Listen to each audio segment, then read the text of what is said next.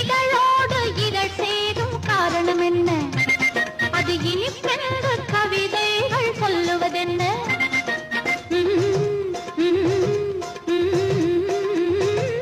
இதழோடு இதழ் சேரும் காரணம் என்ன?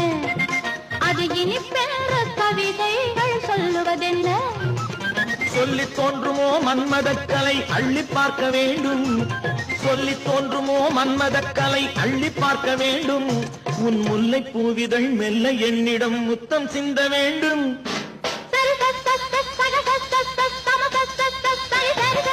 கல்யாண ஆசை வந்த காரணத்தை சொல்லவா?